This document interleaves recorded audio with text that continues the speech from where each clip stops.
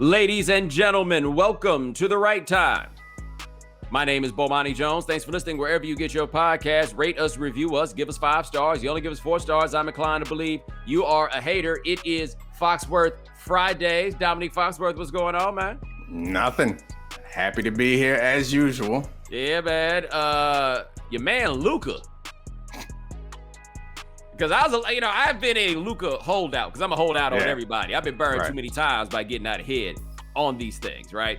Dude, if that dude makes shots, it's canceled Christmas. Now, the thing is, he doesn't make as many shots as people seem to realize that he does, in fact, make. I was actually thinking about him and the Mavericks with the whole Mike Krzyzewski retirement thing because you and I grew up at a time where, like, Duke meant something. Yeah.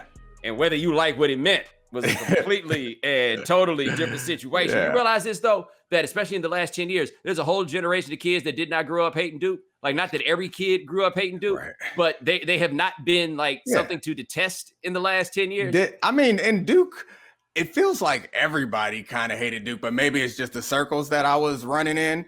If you weren't a Duke person, it seemed like even, like, Duke it felt like it was the opposition to the Fab Five. And I know that doesn't add up necessarily, but when you think of what is Duke basketball back then, you think of the Fab Five was the antidote to it. And like, I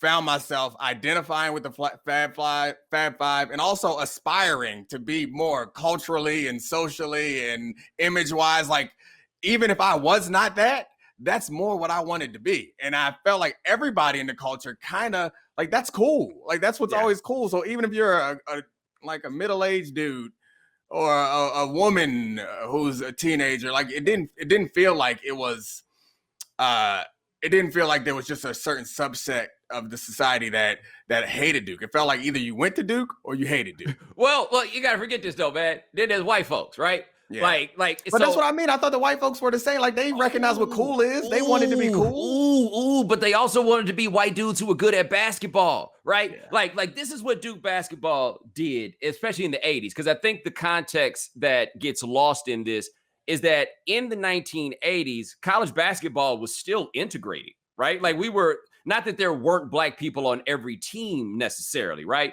But the idea that somebody had a team with nothing but black players like Georgetown was a revolutionary idea still in the 1980s, right? And then that started building up and getting bigger and bigger. And then you started having more teams that were winning that didn't really have no white dudes. And then Duke came around. And so when you say they were the antidote to the Fab Five, hold up, dog.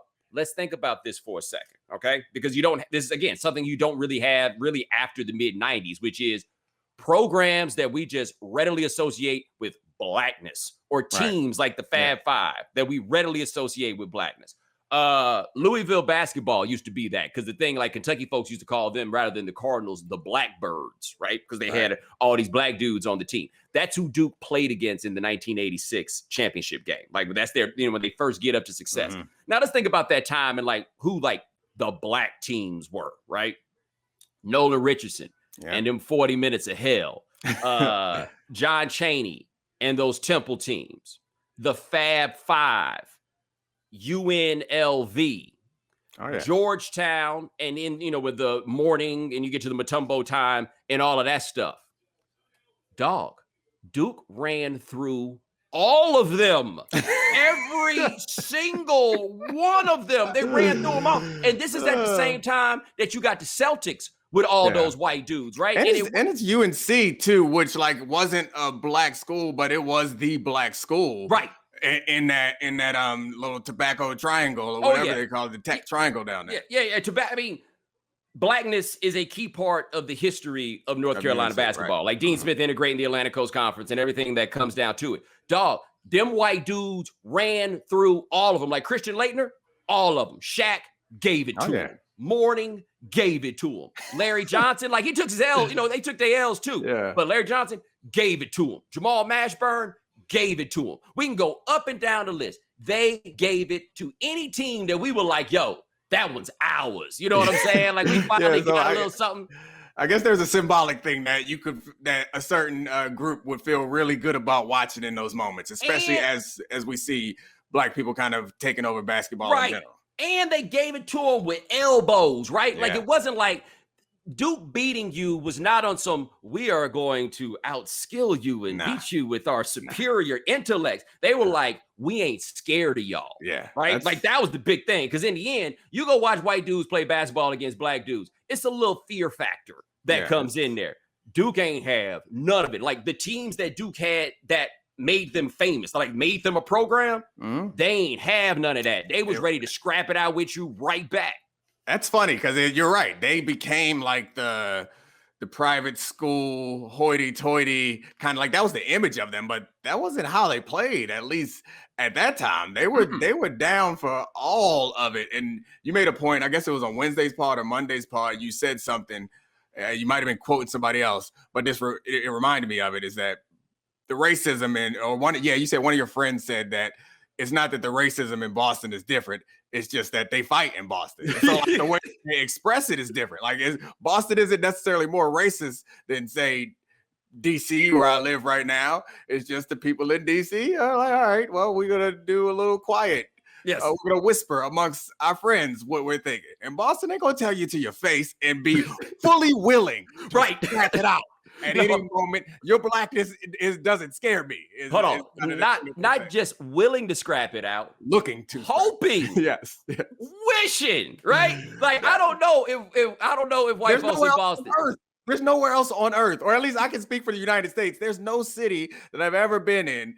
I'm sure you growing up in Texas, maybe it's different, but no major metropolitan area that I've ever been in where there is the general feeling from the white society is like, hey, we scrap it out. Like, that is their reputation. They're proud of it. Yeah, well, see, white folks in Houston, I mean, they down to give it to you, but they ain't talking about scrapping nothing. You know what I'm saying? Like why round fight of applause. Why fight when you can squeeze? Like that's the outlook on it. But that's what Duke was. And also, you made a good point. So, like, Danny Ferry and Jay Billis, all right? Like, those are kind of one archetype of it. But they are not Christian Laettner and Bobby Hurley. We're like, you know about Bobby Hurley's daddy being a basketball coach at St. Anthony's, but St. Anthony's was not some fancy school. Like, St. Anthony's was a prep school in Jersey City that was working with some hard scrabble young men, right? They had it was a low tuition Jesuit school. They eventually just had to close it down because they just could not keep it open at the prices that they were charging in order to achieve their goal. And Bobby Hurley's daddy, when he was not coaching basketball, was a probation officer.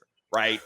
Christian Laettner is not of Duke stock, for lack of a better term. Like, that's not what he comes from. So, like, that's what they were. And so I totally get it. If you a white dude and you love basketball and you are watching, it's like, dog, we ain't really out here no more. You know what I'm saying? Like we not really making our mark no more. And then Duke comes around, and this is all the personality of Krzyzewski. Like, everybody's going to get out here and talk about, you know, what a great coach he was, and they'll try to, like, sanitize this up. Everybody, I feel like, has missed all the fun of Krzyzewski, and the fun of it is right there. I brought these white dudes in here, and we going to beat all of y'all.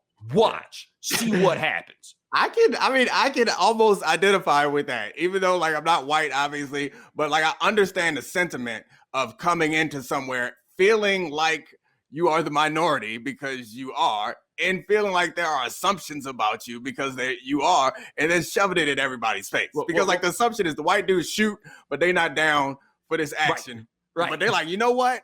We gonna out-grit you. And I mean, I didn't see it that way when I was young, because it was like Duke University, white dudes. Right. They became the, like, establishment. Right. But within basketball, to a lot of young white dudes, and I guess elementary or middle school, we didn't have white people in our school until I went to a magnet school in high school. So I had to, like, drive 30 minutes to school every day. And there it was probably like 40% white. But prior to that, when I was, like, watching college basketball, like, it was just all black people in the school. And we saw Duke as, like, representing the stuff that we all felt like we were raging against. Yes. And add to it, by the way, not just what you described about with the white dudes. Now add to it the feeling we losing everything, but we can keep this, right? Like add that whole component. And so to me, that's kind of what you get with Duke basketball. And with black people, it's interesting because there is a group of black people of a certain age who are Duke fans. Like, these are people who were now in their late 40s and early 50s because they were Johnny Dawkins fans. Okay. You know, because before Duke became a thing, you could root for Duke and be black and not be a problem because the announcers hadn't just decided that they was going to root for Duke in every game because it was they white dudes, right? Like that was the thing. I don't think that any of us who grew up hating Duke would have hated Duke nearly as much if we ain't have to listen to Billy Packer and Dick Vitale and everybody else act like they wasn't out here hacking all the time, act like Christian Laettner didn't step on that dude's chest, right? Didn't act like these cats weren't actually the same as the dudes that you were rooting against. They just happen to be white. Is there a modern day equivalent, or since college basketball is so transient and everyone's turned to one and done, and I guess NBA also, people switch teams, but I'm just imagining that there were assumptions made. If you weren't from Durham and your daddy didn't go to Duke, if I met you in high school or in middle school and you was like, I love Duke, I don't have no affiliation with Duke, but I love Duke, you are telling me something about who you are as a person. You know, is there a modern day equivalent where it's like, if you choose to be a fan of this team, you are absolutely telling me something? No, not really. Although, hey, at some point it might be the Mavericks. Like I said, dude, I don't know why nobody talking about this, man. I looked up at the Mavericks. Now I didn't do it this game because the last game they played because I was too tired and it was too late. But the game before, it was 3 white dudes on the floor at all times. Right. And we're just going to act like this isn't going on. I'm not saying it's a problem to have 3 white dudes on the floor at all times. It's an anomaly. But it's a little different. Like they showing the shots in the crowd. The Mavericks ain't got no black person whose jersey you wear. It's all Luka and Boban. And I just don't understand. Honestly, they shouldn't even make Boban jerseys in regular people sizes. You should only be wearing a Boban jersey if you Boban size. Yeah, it don't look right. Is it the Patriots? Because when you just said the jersey thing, it reminded me of the fact that, like, when you go to Patriots games or you see the Patriots at Super Bowls, you see their fans walking around, it's like, you hard pressed to find a McCourty jersey. Yes. They don't looking for a Chung real hard. Oh, I've seen a Chung. When I went to that Super Bowl in Atlanta, I saw a Chung and I saw Was it an Asian person wearing a Chung jersey? No, I don't think it was Pablo because he was with me. Okay. I feel like that sees it, right? Like that would be it. But no, they don't have that. Like the Patriots, because I don't know nobody that roots for them that ain't local. Like, it's interesting thing about the Patriots is over all that time, you know, nobody really, like, they never became like the Steelers did or like the Cowboys did in those time periods. Even like the 49ers.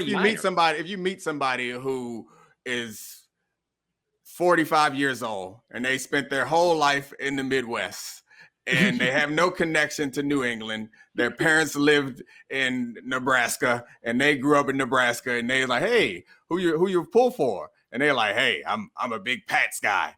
Like, you tried to tell me something, aren't you? Yeah, because you're expressing something more. Because if you choose to be associated with the empire that has no like black stars, well, and no personality, no fun, what's there to root for? Like at least with Duke, I can look at it and I can see what there was to root for, you know. But there wasn't nothing to root for. Now, see, the other thing about Duke with that though is that was I mean, but that's what I'm saying. That's all it is. That's a real bottom line oriented situation, right? Yeah.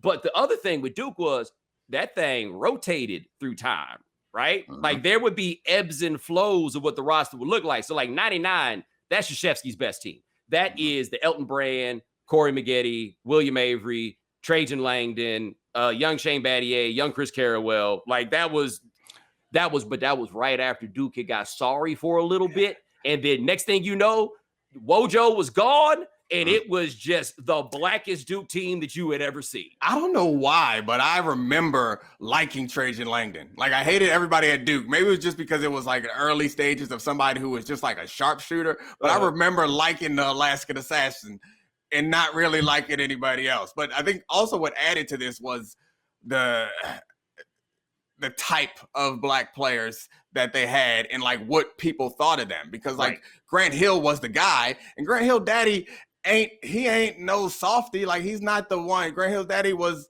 outspoken football player. Yeah, but he went to Yale.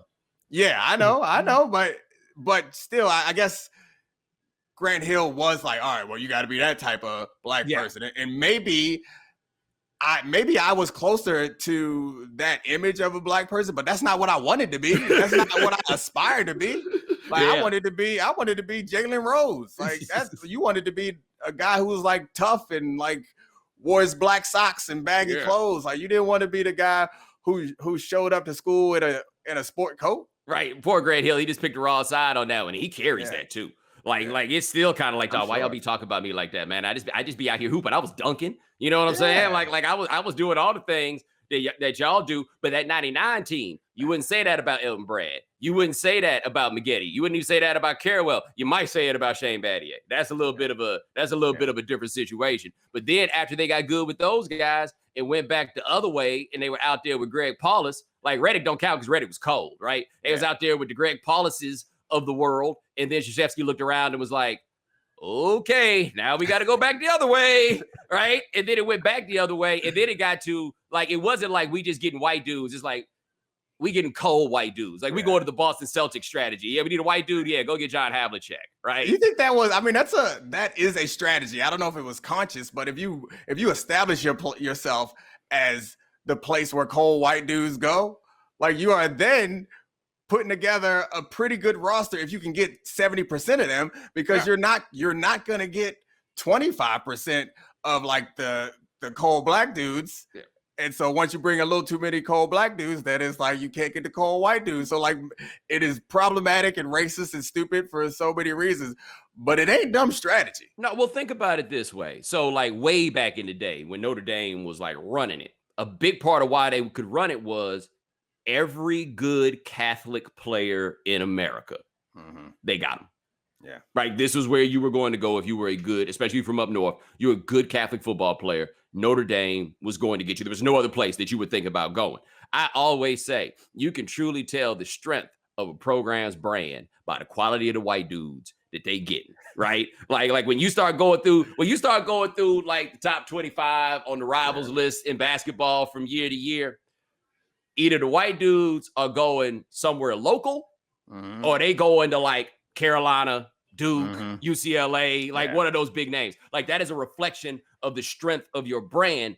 The problem is, like, if you get yourself too enamored with that idea, you're going to be out here with some bums, right? You're going to be out here with Greg Paulus getting dunked on every week and all that. But this is why Duke is a thing. Duke is polarizing. Nobody's polarizing anymore. Like there's no personality left in college basketball where there's like, it doesn't feel like there's no true renegade programs no more. There's no programs like, and this isn't like Arkansas and Michigan, the ones we're talking about. I know Michigan got put on probation, but they weren't really renegades, but they were definitely kicking it different. You know what I mean? Like nothing feels like that anymore with college basketball. And coaches at this point don't feel that same way. Like a coach with the magnitude of Mike Krzyzewski, it ain't happening. Like Jay Wright got 3 national championships. Don't nobody give a damn. I didn't even realize he had 3 national championships. Yeah, don't nobody care. Yeah, I don't understand it. Yeah, I'm trying to figure out why, because like you would think that the personality would stay with the coaches in college. So like these places should have personalities, but maybe it's just with the general corporatization of all professional sports, which college sports is professional. Maybe it's just everyone kind of is corporatized and it's like, all right, we're just gonna keep it this way. But you would think there is a lane there where you could market yourself differently, because I think Kentucky, I feel like they market themselves, I mean, not as a renegade program, but they market themselves differently. They do. And by the way, it was 2 national championships for Jay Wright, not 3. Okay. My apologies there. And Kentucky, I think there's Kentucky was the first to be like, want to go to the NBA? Like we're not pretending like this is anything else. But what's happened with college basketball is you can't develop no affection for nobody. Like I learned a lot about the way that people consume sports when I worked in North Carolina, right? Like I learned how people consume college football because I was rooting for Texas while we were, well, not we, because I ain't go to school there, but you know what I mean? But I rooted for Texas when it was at the top, like the best of Texas, 10 years in a row. I'm mad with any loss. I'm mad that we're not in the national championship game, like all this stuff. Like that's where I was. Those were 7-win programs. And you learn how people find the joy in a 7-win program. And it's a lot about the development of players and like the attachment and affection that you get from seeing a guy as a freshman. And then now they're 22 on the way out. You're like, wow, that guy's grown up. Wow, that guy's gotten a lot better and all that stuff. And since don't nobody good really do that, it doesn't happen. You know what I mean? Like it doesn't come through. And now the guys are leaving willy-nilly. I also feel like, and this is partially a media construct, is like championship obsession culture, which like I know you play to win the game, Herm, and I get it. Like everyone is striving to win a championship, But it feels like when you watch those games or watch those teams in the past, you could enjoy these other little minor victories or beating a rival or watching somebody get better or a team improving, and that was good enough. But again, with the corporatization of all of this and with the media attention on all of it, it's like you either winning championships or you are a failure. Yes. And then no one else enjoys it and appreciates it. And then, sorry to ramble, and then that seeps over into the level of entertainment we get from the product. Because like the stuff that you hate, the insurance fraud that we see from basketball players or the flopping or the homogeneity of playing styles, like all that stuff is a result of championship culture where it's like, who cares about entertainment? We care about efficiency. Who cares about any of this other stuff? We care about efficiency. Now, it's just, this stuff's supposed to be fun, right? So like, especially to me with college, when we talk about this, because look, man, it's 300-something schools playing basketball. It's 120-something schools playing D1 football. One of them is going to win. One of them, right? And so, like, I remember... One of them out of 5, by the way. Right. Like, I remember when Indiana changed their state high school basketball tournament. So, for, like, people who don't realize, up until about 15 years ago, there was one state tournament in Indiana.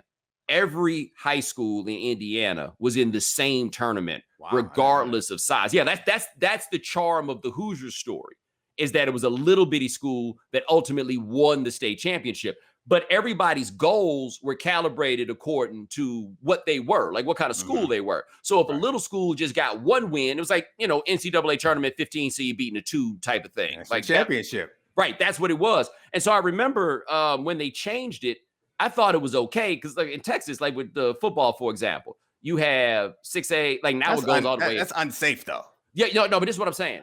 In Texas now they go all the way up to 6A, but they don't just go to 6A. There's 6A Division 1, 6A Division 2, 5A Division 1, 5A Division 2, 4A Division 1, 4A Division 2, right? We're just giving everybody a state championship. And I'm like, yeah, it's cool. Everybody gets a championship. But that actually plays into what you're talking about, right? Like this obsession that the only thing that matters is if you win this ultimate prize. And if somehow you don't win this prize, you are somehow lesser. Because the phrase I hate the most, and it came up when somebody was talking to me about Russell Westbrook the other day. And they were like, well, Russell Westbrook hasn't won anything.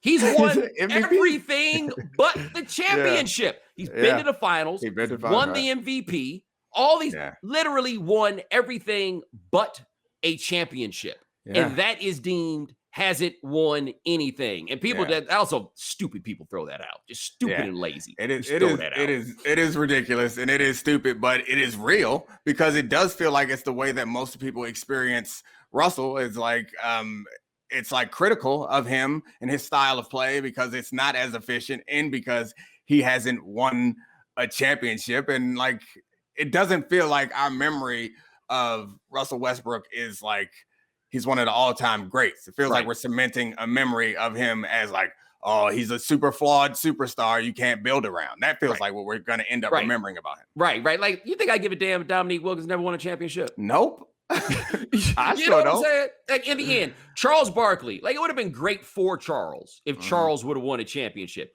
That did not stop him from being Charles Barkley. Now, I do think that there's a generation that really doesn't understand this Charles Barkley thing, and maybe they would if Barkley would have been able to say that he was a champion. But like a guy like Hank Aaron in baseball, Hank Aaron won a championship in 1957. When we talk about Hank Aaron, we never talk about that championship. It's not that big a deal in like the greater discussion of him. Willie Mays, won a championship in New York. They never won a championship in San Francisco. Dog, don't nobody care. Barry Bonds never won a championship. Played for it, never won. Dog, don't nobody care. Like now, if you never got to a point, like, and this is the argument against Neek, is if you never played for it, that does put you in a different place than most of the all-time greats. Howard makes this point that just about every all-time great at almost every position in every sport has at least played for it. Right. You know what I'm saying? So like, I get it maybe on that front, but there's so much other stuff that's going on when we talk about this. There's so many more like interesting players that I don't necessarily need to judge you just because the stars didn't align and your team did not happen to win. It's partially our fault, like I mentioned, but it is also more so, I think it's just the corporatization of all of this, because it feels like rather than fans, you guys are shareholders. Yes. and you're at like a board meeting, like, man, the returns weren't good enough. Like, let's see how can we get more efficient? Let's get more efficient. And being a part of a board meeting, it ain't fun. Like, it is not a fun experience, which is, I mean, it's to your point. Like, we're turning this all into work, which is not great. Like, I want to just, and we talked about last week how sports is a unique entertainment property, in that you could pay your money and not end up seeing what you hoped you were getting there to see. I think that also applies to this, because the motivation of every other entertainment property, the main motivation is to entertain you. Yes. That's not it in sports. Like, the entertainers in sports, their main motivation is to win. Yes. Which isn't always is only like entertaining 100% of the time to the fans of that team. Yeah, if I say, and the people that do want to entertain you, you judge them for it, right? But see, so this is what I don't get. So I have players that I look at and I'm like, okay, you never go win with them, right? So Gilbert Arenas, when he played, was a great example of this, right? Never go win with Gilbert Arenas. Fun as hell to watch. He was so fun, right? But here's the thing. I didn't root for the Wizards. I didn't root for the Warriors. I don't give a damn if they win. Like, when I hear some of the hostility with Westbrook, again, because it always, like, for me, it's just so much comes back to Westbrook. I love him. And part of why I love him is he took all of this in large part and was the bulletproof vest for Kevin Durant when all these things were going on, right? It just all got to be Russell's fault. And he was like, fine, I'll be that. I'm Russell Westbrook. I don't give a damn about none of y'all. But if you don't root for the Thunder, and most of y'all don't root for the Thunder because most of y'all ain't from no damn Oklahoma, why do you care? Like, why do you have any anger or hostility toward Russell Westbrook for taking those shots for a team that you don't root for? And yeah, I could see how if I rooted for them, it would drive me crazy when he gets too ramped up in the fourth quarter and keeps shooting all those shots long and he can't stop himself from taking them. But I don't root for them. I'll take it a step further. Not why do you care, but why are you acting against your own self-interest? Who doesn't like watching Russell? Like, everyone, I'd rather watch Russell Westbrook play than 20 players who are better than him. Yes, because, like, he's fun, explosive, exciting, unpredictable. Like, all the things that you say you want in entertainment, he is them. And somehow you're like, hey, be more boring. Yeah. More boring, please. Well, hold up. And this is where I get back on the Luka thing. Like, I'd been a Luka holdout in terms of, like, how, like, the contribution to winning type stuff, right? And I know that people are like, he's the best player on the Mavericks, and they do da-da-da all the time. But, dog, this dude takes so many shots. Like, the usage rate that he puts up in the, like, over 35, that is James Harden with the Rockets kind of territory. And we raise questions all the time about whether or not you could win with James Harden playing in the way that James Harden played. Like, how long does it go if he plays like he does before people are like, I don't know. You start talking about him like Russell Westbrook. He shoots threes at a clip that is about the Russell Westbrook type of clip. He's a different kind of enjoyable to watch, but enjoyable nonetheless, right? Yeah. But, you know, like, the way that we talk have been a travesty lately. Yo, that's wild. Like, that's some wild. Well, he was at like 41% at one point, which is crazy. But anyway, go ahead. Yeah, but like when all that stuff goes down and all that stuff plays out, the enjoyment that you have for Luka right now, it should kind of carry. Carmelo is another great example of this. Because I think Carmelo's problem was Carmelo got caught in a lag, right? As the game was changing and the style of play for which he had been rewarded was now being viewed as being antiquated. Like, why does he shoot all these long twos? Because he makes them. Like, it's not like he's bad at it. You know, like, he's making these shots that you don't want him to take. But Melo was so cold and Melo was so enjoyable. So I can say, yeah, there are players who were better than Melo. I do think that Melo was a bit overrated, but that didn't mean he wasn't Melo. That didn't mean it. Like, watching Melo just hold that ball and jab step you on the wing as you try to figure out, like, what are you going to do? When is he going to make this move? That was excellent. I don't care if Melo never wins a championship. He spent every day of his life from the time he was probably like 10 years old perfecting all the stuff that we thought you needed to perfect Because, like, that's what we saw in the Agent Jordan. We saw him in that area working that. We saw Hakeem working that. We saw all those people, the best players, working that whole area that he perfected. And then he got to the league, and y'all was like, nah, we off that. Yeah. like it wasn't still enjoyable to watch. You're right. Like, I thoroughly enjoy Carmelo, and he's from Baltimore, so like that. There's that tie-in, but I always like Melo and cape for him unnecessarily sometimes because it's like, chill out. He's great. Well, they also like, why don't Melo pass the ball more to who? Yeah. To who? Who are these people that use that Melo? The one time that Melo was on a complete team, they went to the Western Conference Finals. Yep. Like that's worth noting. But there's something to enjoy about these things. Like that's actually one of the interesting things about like the people that really like watch high school football in that way. Again, I'm from Texas. There's people, they really watch it. But like if there's a super cold dude playing high school football, go see him. Yeah, we don't care. We don't care about whether that team be out here winning. Like nobody's. There's all kinds of dudes out here super cold in high school, ain't win a damn thing, and ain't nobody like, yeah, but we ain't winning nothing. That is true.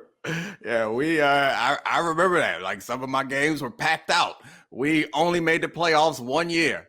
Like nobody was like, and there's no media to care about that. But nobody was like, hey, better be more efficient. We got to get this together. The one dude that I feel like, and you brought this up before, Trae Young, like. They're going to turn on him at some point, but he shows some maturation in this playoff process of like controlling the game so much so that I think people appreciate him. But so far, I know Dame Lillard's game was great. I enjoyed those 12 threes and in clutch moments. But I got to admit, the image of the playoffs that I've enjoyed the most was the Knicks fans standing to give their team a standing ovation as they're about to get knocked out of playoffs, and Trae pulling one from 33, banging it on them, and then going back and bowing to them fools while they still standing up. Like, I don't care nothing about the Hawks or Trae Young or the Knicks, but that was cold. Yo, the thing for me is, and I've said this, I hate his game. Okay. But you love that moment. I love the fact that I hate his game, right? Like, that's what I'm saying. Like, I don't hate him. I don't have any personal animus against Trae Young. But it's more fun having that, right? And yes, his game, pretty inefficient, right? He can't guard anybody in the world. But Trae Young at Madison Square Garden, it's quiet in here. It's quiet in here. Yo, and then after the game, why'd you take the bow? I hear they have they do a lot of shows here, and that's what you do when the show is over. Ooh. Here for it. I don't care if he ever wins anything. And you know what? This will make it more fun if he never wins anything, right? Like, this will make it better, but this is supposed to be fun. And I saw some games on Wednesday night where we had a little pushing and shoving with the Knicks and the Hawks. Your boy Kleber, or however you say his name, getting into it with Marcus Morris in that game against the Clippers and the Mavericks. Bring it back, man. Like, we have you know what? This is what it is. We've legislated passion out of basketball. Corporatization of all of this. Like, that's the word for it, because all of this is corporatizing it. Like, let's keep it clean. Let's do this. Let's do that. Let's do it. Like, all of it from the competitive side to the on-court product. We've corporatized it while the fans are acting more and more reckless. Yo, I was watching video today before we got on. Commercial support for this podcast is provided by BetterHelp. In May's Mental Health Awareness Month and throughout June, The Right Time with Bomani Jones is proud to join the cause of destigmatizing therapy. If you are struggling with relationships or having difficulty sleeping or difficulty meeting your goals, if you're feeling anxious or stressed, BetterHelp counselors can listen and help. BetterHelp will assess your needs and match you with your own licensed professional. You can start communicating in under 48 hours. It's not a crisis line. It's not self-help. It's professional counseling done securely online. Services available for clients worldwide. Log into your account anytime and send a message to your counselor. You can schedule weekly video, phone, or even live chat sessions. BetterHelp is committed to facilitating great therapeutic matches, so they make it easy and free to change counselors if needed. It's more affordable than traditional offline counseling, and financial aid is available. So many people have been using BetterHelp that they're recruiting additional counselors in all 50 states. Our listeners get 10% off their first month of online therapy at betterhelp.com/Bomani. That's betterhelp.com/Bomani. Because I've been thinking about Danny Ainge since he left his job. And well, people forget this. And I guess now you forget because if you're young, you just don't know it. Danny Ainge was a good NBA player. Danny Ainge was an all-star. Danny Ainge also was like an all-state football player at quarterback and played Major League Baseball. Like, don't get this twisted. Danny Ainge was an incredible athlete, right? That's how you wind up being a starter for the 86 Celtics because somebody told Red Auerbach, there's this cold white boy you might want to check out. And he was like, you think I haven't already? You know? Like he had, Red Auerbach had Google alerts on cold white boy in 1971. Yeah, 1971. They were like, hey, we got one for you. You know what I'm saying? But Danny Ainge, there's a legendary headline from the Boston Globe, Tree Bites Man. And it's because Danny Ainge got into it with Tree Rollins, I believe, in a playoff game. And they got into a tussle and they were on the ground. And people heard Danny Ainge screaming at the top of his lungs. And it was because Tree Rollins was trying to bite his finger off. 7 foot tall, like they called him Tree for the reason you think. 7 foot tall Tree Rollins tried to bite his finger off. And so I Googled that because I hadn't watched the video in quite a while. And I completely missed how it went. So Ainge and Tree had been getting into it, jostling down low, whatever it was, all this kind of stuff. And then at one point, they're running down the floor, and I think Ainge did something small to Rollins, but I'm not sure which. Tree Rollins hit him with the forearm shiver to the dome. And you know what Danny Ainge did? Danny Ainge looked at him, squared up, got low, lowered his shoulder, went into his thighs, brought him to the ground, and then they scrapped it out, right? If I had to guess, nobody got ejected because they didn't really eject people for stuff like that back in the day. You know how bad I would appreciate something like that in the NBA right now? People are like, yo, NBA dudes can't fight. No, NBA dudes are not allowed to fight. Right. I assure you there is somebody in the NBA that you don't want no problems with, but they completely legislated this out of the game because y'all couldn't handle it. Y'all couldn't handle no fun. First of all, there's not somebody in the NBA that you don't want no problems with. Everybody in the NBA you don't want no problems with. Common viewer or listener. Like this, let's be clear about that. But yeah, I mean, it's all about, again, and I'm beating this term in the ground, but it's the same thing as like the insurance company or the toilet paper company or whatever. Like they don't want to be associated with that. And a lot of times that is coded as black. Yeah. They don't want to be associated with the black thing. They don't want to be associated with the dangerous thing. So in order to get more money in these doors, we're going to clean it all up and make it all better. Yeah, but people liked it more. That's the ironic thing about it is people liked it more. Like, look, let me tell you, when I was watching that, part of what made me look up that Ainge clip at Rollins was looking at the Mavs as we discussed the composition of their roster. And then Kleber, who was not scared at all, right? And Marcus Morris, I'm looking at that. I'm like, oh man, this gonna be like back in the day, baby. I mean, not scared is like, that'll get you a lot of points with me. Because I feel like in this series, at the beginning of the series, like I always appreciated you, Luka, but I'm not a Luka guy. But at the beginning of the series, when he was putting Pat Bev to sleep and barking at him, I was like, oh, Luka, you might be on my team now. Because those are the entertaining moments that like endear those people to me, because maybe it's because I identify with them or maybe it's because I want to identify with them. Either way, I love it. Yo, Luka, not scared. No, like that is the and that's the charm of it, and that's a big part about why the white dudes like him so much. Yeah. Luka, not scared. And I would like to know a little bit more about where exactly in Slovenia Luka is from, because we have to remember something that, like, in this country, because of race and all this stuff, like we associate the hood with just black people, right? Yeah. But if everybody in your country white, that means that it's some white dudes living in the hood. And by the way, these are hoods coming out of the shadow of that communism. Yeah. Like it's some hard dudes over there. That's the point, is that we think because American culture is so pervasive and we live over here, we think that the projects is as tough as it can get. No, my friend. You ain't been to a favela. You ain't been to Eastern Europe. There are places in this world that are tougher than Marcy projects by a long shot. Yo, think about it. And people who come out of there ain't scared of you. Yo, think about this, right? My brother had a partner, Andre Woolridge. Andre used to play basketball at the University of Iowa in the 90s. I think he might have been a Big Ten Player of the Year. And he was from Omaha.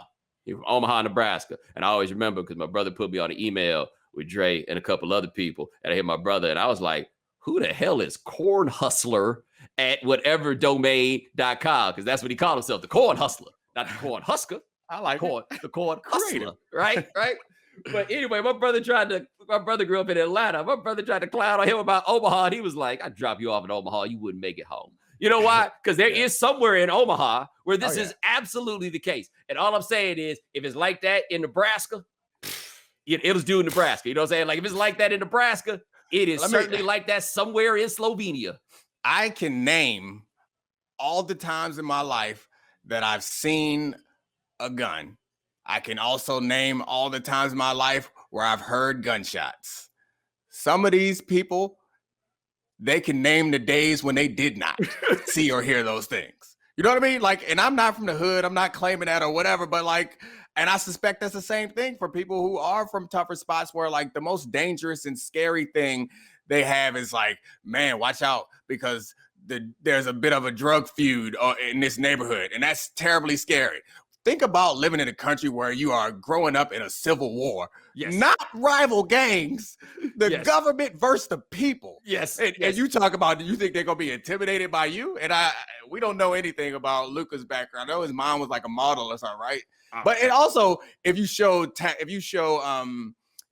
promise young in some of these places, which they'll take you up out of there because like Messi's from Argentina, but Messi grew up in Spain. You know, like they get you up out of there quickly. But also we don't know like what the pickup basketball culture is, especially these places where toughness is like a serious variable. Like, look, man, it's America now. We are now a service-based economy. We are not a work with your hands economy. And I think that's part of what's happening too when you talk about the corporatization is that toughness as a noble quality is something that's kind of fading for men in American culture. Like we just don't look at it the same way. There's nobody in the NBA that we look at and we're like, yo, he's tough. Like that's the reason why we rock with him is because of his toughness. That ain't what it is. But I assure you, you over there in Croatia, one of them starts with S, ends in A's. Pick one. It don't even matter. You go run full court with some dudes that you don't know. I bet you it is rough and tumble. Yeah, the things that we now as society consider hypermasculinity is like that is a way of life in some of these places. Where we're like, it's okay to talk about mental health. It's okay to say you're feeling depressed. Like, nah, that is weakness in some of these places. So. Yeah, or even you could talk about it, but even still, buck up, boy. Like, right? Like, wow, yo, I think there's room to empathize with people's struggles while also being like, all right, now let's get to work. You know, that's funny because that reminds me. I think I've come to this realization relatively recently, where there's when issues of race come up or Black achievement in America, and it happens in sports a lot, and so a lot of people are talking about it, and I find myself seeing that I understand the point that some people are making, that want to focus more on Black people trying to do things differently. But I also feel like it's more important to focus on addressing the larger systemic issues and the impact that the people in power have. But it seems like there are two messages, and both messages should be sent, but only certain subsets should hear the message. Like the message to, you know what I mean? So I understand that the message is it's okay to talk about your mental health issues. You should be comfortable being outspoken about that and seeking help. But also, buck up, because we're not going to change this. And as a parent, you think about that a lot, where it's I would talk to my kids be sad, embrace that, be honest with that. But also, it's a cold world out there. And sometimes they going to work out and you just going to have to fight through. Yeah, I love you. They don't. Yeah. Yep. It gets there. But now, I just all these things, the NBA, I'm just thinking so much, how much better the NBA would be if we just had the occasional elbow. Right? Mm-hmm. The occasional hard foul, the occasional confrontation. And what's wild about it is we show those clips of the old days, like on Sports Center or something like that, and everybody loves them. And then if the same thing happens right now, people flip out. It's not even a matter of people don't realize what it was. It's just so wild that we don't go back and look at those old fights and be like, wow, we were living like savages. We're like, damn, the good old days. And then if the same exact thing happens right now we're going to call them savages. Like you talk about the corporatization, college basketball did it first and harder because they put in a rule that is not discussed nearly enough, which is if you get a technical foul in college, it is also a personal foul. Yeah. They legislated player technical fouls completely out of the game at that point, right? Now, granted, I don't think players need to be getting texts and everything else, but all these things that involve expression of self in college sports altogether, they got rid of them all. No touchdown celebration. I don't think they're even allowed to spike the ball. You know what I'm saying? Yeah. Like no touchdown, nothing, everything else. Somehow they thought it was better to take the fun out. And as I've contended before, because they don't want y'all to think about the deeds of black people. Yeah. Right? The evolution. Yeah. I mean, the term evolution is always considered like a positive thing. Like it's synonymous with progress, but evolution just means that like things are changing. Right. And so it feels like it's a societal evolution along with a sports evolution that are like happening. And some of those things are for the better, but some of those things are a lot less entertaining. The one thing about basketball that I think they have figured out, and I guess football is like this too, is in tight games. Like I've enjoyed watching the playoffs in part because the playoffs are chess and not checkers. Like the complexity of game-to-game adjustments and play-to-play adjustments don't happen in the regular season. So like we complained about the homogeneity of NBA basketball. I don't get that sense when I'm watching the games now because like the games feel different. The teams feel different. And it's fun to watch. But the one thing that NBA has that's always great is all that don't matter when you get down to the last possession. Yep. You know, the last possession, you know what you're going to get in a tight game. You're going to get the man who thinks he's the man with the ball at the top of the key and everybody else standing and watching. Yep. We ain't get no set.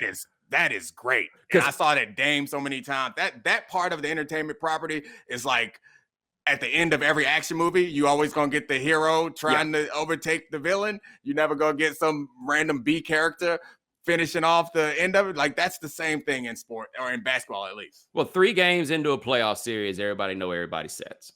Yeah. You ain't fooling nobody by then. Because that's the thing about, and I guess it's somewhat similar in football, but football, like single elimination, so many other variables and all this stuff. But your weaknesses in basketball become exposed in a completely different way. Guys who can shoot 82 games cannot shoot anymore. Guys who seem like they could play halfway decent defense for 82 games cannot do it anymore. 15-footers become 18-footers in the playoffs. And then what's it come down to? My guy and your guy. And let's see, and let's see what we got. And as much as people want to talk about, you know, the proliferation strategy and all that's cool. Like if you're a nerd, and I'm not saying nerd in this case in a bad way, right? Like if you're somebody that has an advanced knowledge of these things, it is interesting to watch all the different things that change and everything else, right? But now, man, when it really comes down to it, none of us got into this to think. None of us fell in love with this because it was so smart. I'll listen to like history podcasts, or I'll read a book that is like Byzantine in its explanation of something complicated, and I will enjoy that process. But I don't call it fun. You know, like I don't know what the word is for it. It's like I enjoy learning sometimes. I'll watch World War II docs with my son who's really into that stuff. And I'll be like, this is fun. This is cool. This is interesting. But it ain't fun. It ain't like we playing Xbox. I ain't paying for it. Like I wouldn't pay to go watch it, you know? Like this is not those kinds of things. Like maybe I'll pay to get into a museum, but I ain't paying to get into a lecture. like the homie Coates. We love Coates. Coates says great stuff, right? I ain't gonna buy a ticket to go hear him talk. I'll pay for the book, right? I might go pay to watch the movie. I don't think you mean that necessarily. I think like because you would absolutely pay, I think, to go listen to somebody talk, but I wouldn't do it on a Friday. I'm saying this. If you tell me on Friday night I could pay $50 to go see Coates, or I could pay 50 to go see Anderson .Paak. I am paying the 50 to go see Andy. That's all I'm saying. I understand. I agree. But I mean, I guess I'm defending myself because I have paid. I don't know what we had to pay, but I think I bought something I paid fundraiser money to go see Coach talk at a church in DC. And I paid money to go see Obama talk. And neither of those experiences would I say were fun, but they were enriching, I guess. Yeah. But we just talk about something different. Yeah. And these games. And I wouldn't do it on a Friday, is my point. Yeah, exactly. Both of them things was on like Wednesdays. Yeah. Like all these things are supposed to be fun. And like we talk about Krzyzewski, as much as I didn't like Duke made it more fun, right? Their presence made it more fun. And we have so few people and so few things now that just make it more fun. I was thinking about with the Nets, because I know we got to wrap this soon, but like the Nets, it's so wild that they're so good and it's no fun. They don't even look like they're having fun. They don't give you no stuff. Like maybe it's just because it's too easy, right? They don't even give themselves enthusiastic high fives. There's no one dude on that team. Even Joe Harris, he don't even really count as a fan favorite. You know what I'm saying? Yeah. Like they don't even have a fan favorite. We got to bring the fun back, man. But I think it's the hyper focus on championships. It's like they're like, none of this matters. None of this matters whether this season was a success, whether we can be happy, or whether we fail. All that matters is how we do in the championship. But I do think that the great thing about villains in sports or teams that are considered villainous is it makes everybody care. Because right now, you only care about your team if you're locked in, or your players. But if there's a team that it's okay to hate, then you care about all of their games too. Yes. Which makes it like, that's what really makes that's sports at its highest. I've never enjoyed watching sports nearly as much as I did when I was a kid, because that was before it became work for me. Right. And that was when I cared. Like I really, really cared. Like to the point where I'd be sad for 2 days if my team lost. Yeah. And watching those games, like I guess that's what gamblers, it's part of the thrill of gambling. It's like you have bought into this experience. And I haven't felt that for sports in a long time. The closest I got to it was that Heat year, and that wasn't about my team. That was just about hating y'all for hating them. Yes. I was all in on that. I wanted them to destroy everybody. That Dallas final crushed me. Honestly, man, nothing more fun to me just on a year-to-year basis than living in Durham on Carolina Duke days. Because one thing about it was, you're like, if you're not from Durham, you need to understand Durham don't rock with Duke like that neither. Like it's changed up a little bit because people from Durham want to have something to put on for, but no, Durham ain't even rock with them either. But it was just me and my partners, we do the same thing every day, right? Like I'm wearing this shirt I'm wearing right now, Bob's Cuisine on 9th Street. Gonna put it up there for those of y'all watching the video. My people over there. We go there for lunch. Like the plan was always the same, and it was just always in the air because it was fun. And even if it was because those teams were generally good, even when one of them wasn't, didn't matter. It was fun. We are here for fun, and we have fun on Foxworth Fridays right here. Domonique Foxworth, check him out at The Undefeated. Check him out on Highly Questionable, on Get Up. He'll be all over the place. And ladies and gentlemen, thanks so much for joining us here on The Right Time. We do this thing 3 times a week. Gabe Bassane and Tony Calatiud for one more day. Handle things behind the scenes. Thank you, gentlemen. Remember, subscribe. Remember, follow The Right Time. Rate us, review us, give us 5 stars. You only give us 4 stars. I'm inclined to believe you are a hater. We'll talk to you guys in a couple of days. Take it easy.